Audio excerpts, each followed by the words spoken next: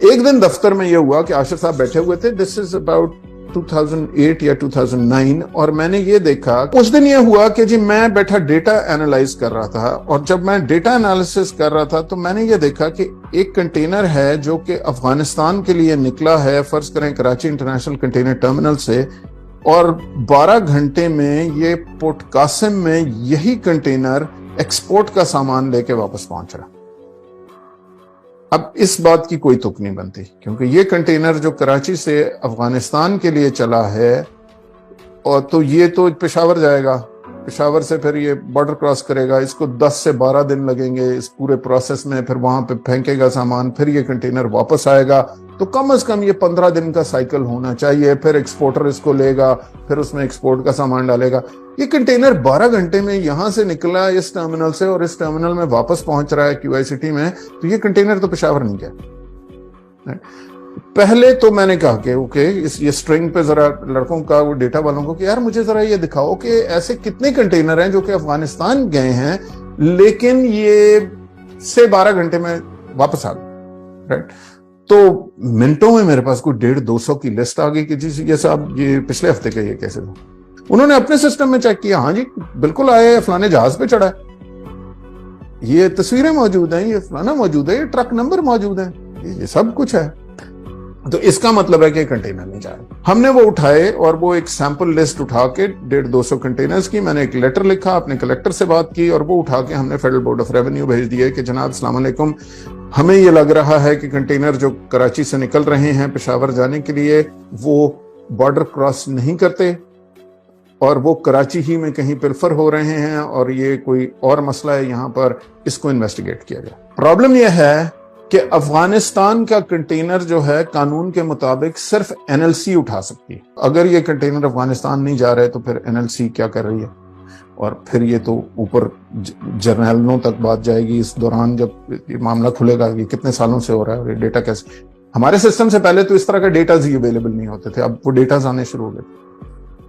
अब साथ ये भी इश्यूज आएंगे कि पेशावर का कलेक्टर क्या कर रहा है, और पेशावर पे जो पूरा प्रोसेस है बॉर्डर ट्रांसफर होने का, वो क्या कर रहे हैं, और फिर ये सारा गंद चल कैसे रहा है। सो वो जो हमें पता चला, तो वो टिपिकली ये होता था कि जी उसमें जितना महंगा इंपोर्ट का सामान है, फॉर एग्जांपल सबसे ज्यादा कपड़ा, जिसने कराची में बिकना है, कराची उसकी मार्केट है, फलाना, वो एक कंटेनर पे कोई 20 से 22 लाख रुपए की ड्यूटी थी उस वक्त।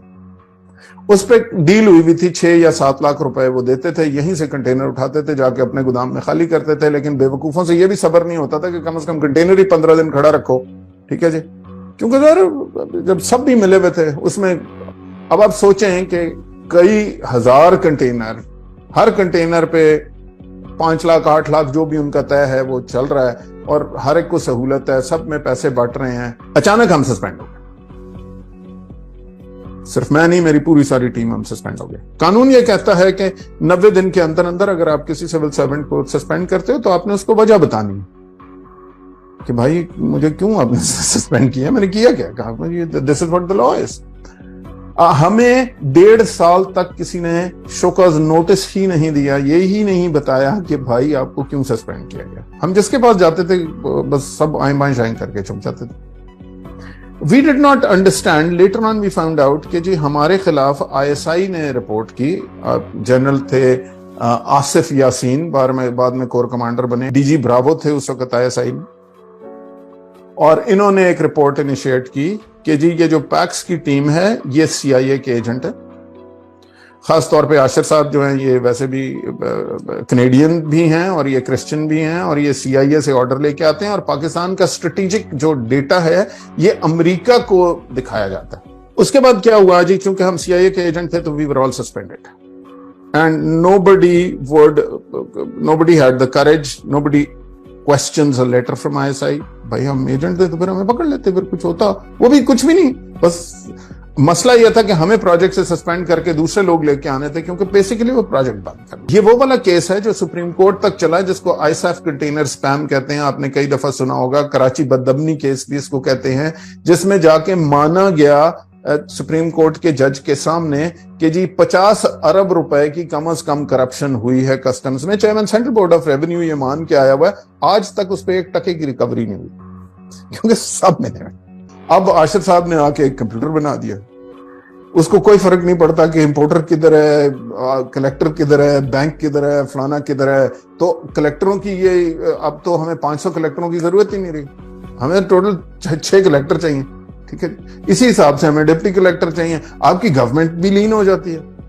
لیکن مجھے تو مارنے کو ساری دنیا تیار تھی نا, میں تو دشمن تھا اپنے ڈپارٹمنٹ کا, کیونکہ میں نے تو پوسٹیں ہی نہیں کریٹ ہونے دے رہا. یہ سارا معاملہ چلا اور فلانا ہوا, تو I wrote a letter to Asif Yasin and I said کہ جی if you want to hear the story, میں والنٹیئر نا, روز میرے پیچھے ISI کی گاڑیاں چل رہی ہیں, میرے فون تم سن رہے ہو, میں گھر سے باہر نکلتا ہوں میرے پیچھے ایک گاڑی ہوتی ہے, میں گھر کے اندر گھستا ہوں باہر گاڑیاں کھڑی ہیں, you are trying to intimidate me, why? You know, just call me. What's your problem? تو جب I went to a safe house, F10 میں تھا ایک, اور وہاں پہ ایک بریگیڈیئر صاحب تھے اور ایک کرنل صاحب بھی بیٹھے ہوئے تھے. باتیں چلنی شروع ہوئی, میں نے اس کو سارا ایکسپلین کیا کہ جی آپ ملک کا سیکیورٹی ڈیٹا ملک سے باہر جاتا ہے. میں نے کہا یار پہلی تو بات یہ ہے کہ آپ نے آج تک کسٹمز میں آٹومیٹڈ سسٹم میں آپ نے بل آف انٹری فائل کی ہے فوج نے؟ کہ جی نہیں. تو میں نے کہا بھائی تو جب ہمارے کمپیوٹر میں جو انفارمیشن آتی نہیں وہ ہم کسی اور کو کیسے بھیج سکتے ہیں 2 منٹ لیں کہ جی میں CIA کا ایجنٹ. دوسری بات, کیا پاکستان کی اپنی شپنگ لائن ہے؟ کہ جی نہیں. تو آپ جو بھی اگر فوج کا کچھ منگاتے ہو تو آپ کس پہ منگاتے ہو؟ American president line, shipping line پہ, مسک پہ, نیڈ لوئڈ پہ, ساری امریکہ کی لائنوں پہ ہی آپ کی جہاز آتا ہے نا. اور اس میں آپ نے مینیفیسٹ دیا ہوتا ہے نا کہ یہ سامان ہم نے کہاں سے اٹھایا ہے, یہ کون لے کے کس کو دینا ہے, اس کے اندر کیا ہے, جو بھی ساری ریکوائرمنٹس ہیں وہ تو آپ ان کو پہلے دیتے ہو. تو آپ یہ کہہ رہے ہیں, مجھ پہ الزام یہ ہے کہ جو آپ نے APL کو بتایا تھا وہ APL سے سن کے میں نے ان واپس بتایا. تو آپ کا دماغ ٹھیک ہے؟ ٹھیک. اور سوال یہ ہے کہ یہ جو سرورز ہیں کیا ان کی ایڈمنسٹریشن, میں تو ڈیزائنر آف دا سسٹم ہوں, پروسیس فلو ہوں, میں کوئی کوڈر نہیں ہوں, مجھے نہ کوڈنگ آتی ہے, نہ میں کوئی نیٹ ورک ایڈمنسٹریٹر ہوں, نہ یہ کام مجھے آتا ہے. وہ تو آپ کے IT کے بندے ہیں جو کہ پرال نے لگائے ہوئے ہیں, اور جو آپ کے سرور ہیں یہ فزیکلی 2 اسٹیل ڈورز کے پیچھے فلانی جگہ ہیں. یہ کس کے ساتھ نیٹ ورک کرنے ہیں, وہ نہ وہ اسکل مجھ میں, نہ وہ مجھے آتی ہے, نہ میری ٹیم میں. We are customs officers, right. So they said, yeah, we realize all this, but still for 3 years, 1.5 سال بعد ہمیں شوکاز نوٹس دیا گیا, ٹوٹا پھوٹا, کیونکہ ظاہر اس شوکاز نوٹس کا کوئی سار پاؤں تو تھا نہیں. ٹھیک ہے جی, کیونکہ اب کیا کہتے ہیں کہ جی ISI نہیں ہے کہا. لیکن ہم پھر بھی 3 سال سسپینڈ رہے. کیوں؟ کیونکہ ISI نے یہ تو مان لیا کہ جی ہم نے غلط لیٹر ایشو کر دیا ہے, لیکن وہ اپنا لیٹر وڈرا کرنے پہ انٹرسٹڈ نہیں تھے کہ جی ہم وڈرا نہیں کر سکتے, ہم کیسے مان جائیں کہ ہم نے غلط لیٹر ایشو کر دیا. تو ہم اس کو پرسو نہیں کریں گے, لیکن ہم یہ لیٹر یہیں کا یہیں رہے گا. اور ظاہر محکمہ تو پہلے ہی محکمے نے کیا ہی یا ان سے کروایا ہی اس لیے تھا کہ ان کو تو صرف وہ ایک لیٹر چاہیے تھا. اور اس 3 سال میں آپ نے پروجیکٹ کا ستیاناش کیا ہے. ڈپارٹمنٹل انکوائری چل رہی تھی, تو اس دن میں نے اپنا ایک لیٹر اٹھایا. میں پہلے سے تنگ تھا, میں نے کہا کافی ہو گیا, اب تمہارے مسئلے جانے. تو میں نے ایک ارلی ریٹائرمنٹ کے لیے اپلائی کیا, مجھے ارلی ریٹائرمنٹ ملی. ٹھیک ہے جی, اور میں یہاں آ گیا. اس سے 3 سال سے میری پینشن بھی بند کر دی ہوئی ہے انہوں نے, لیکن کوئی مسئلہ نہیں ہے. تو رکھ لے پاس رستہ دیکھ, میں رکا نہیں, میں نے جہاں جانا ہے وہاں میں جا رہا ہوں, تم نے جو کرنا ہے کر لو.